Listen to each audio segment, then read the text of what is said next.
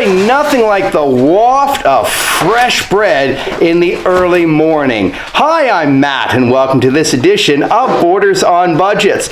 On this episode, we are in Kudowa Zdroj, Poland, at the Trail of the Vanishing Trades.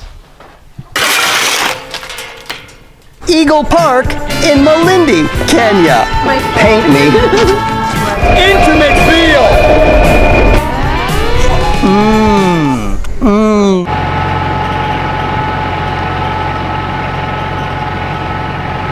And no wonder the alpacas are standing on guard so early in the morning.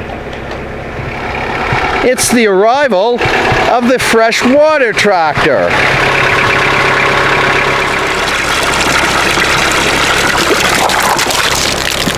We have 30 animals. And what is the most exotic animal? Most exotic are zebras or monkeys and alpacas.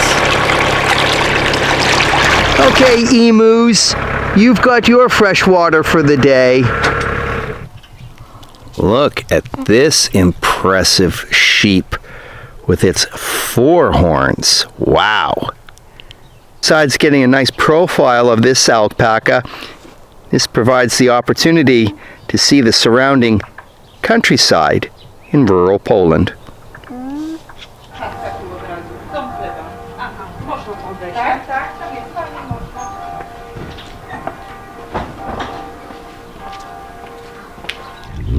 I'm going to learn how to say where I am.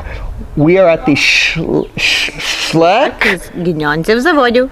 Okay, that's the Szlak Ginacych Zawodów. Okay, that's the Trail of the Vanishing Trades. I've now tried Polish.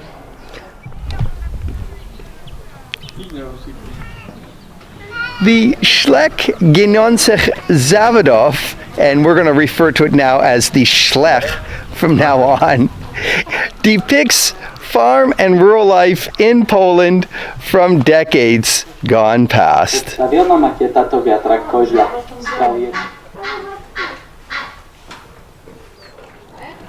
Not surprisingly, the Dom Chleba, the House of Bread, is a popular spot at the museum. 22. Czwarta 11.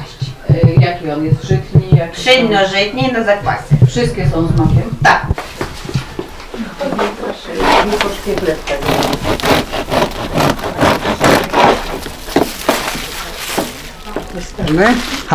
How is it? The fresh bread with pork fat, smalec. And at the Szlak, it's also a hands-on museum. Until this gentleman looked up, I had no idea what this structure was, and it is an early 20th century windmill.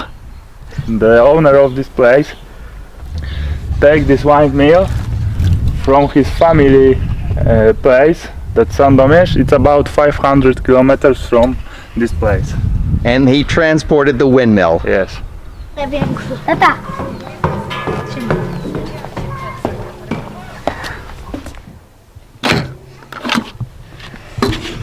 They have entered the windmill.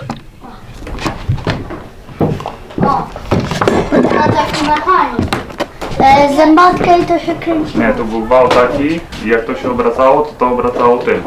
I tam na dole mieliło ziarno. Na mąkę. Trysek tak jesteś. And from this elevated view, let's return to the entrance for a pottery demonstration.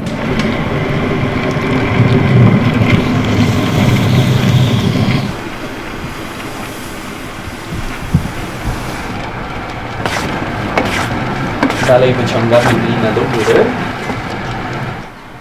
Jak glinę zaciskamy, ścianka robi nam się grubsza, także teraz wyciągamy ją jeszcze trochę do góry i nadajemy ostateczny kształt, żeby nie wypchnąć gliny za daleko, i w ten sposób nadajemy kształt.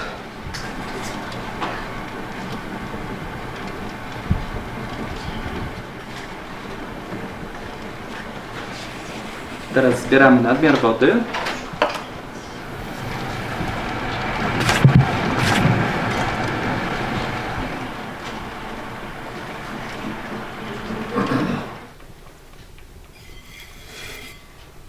i odstawiamy do wysuszenia.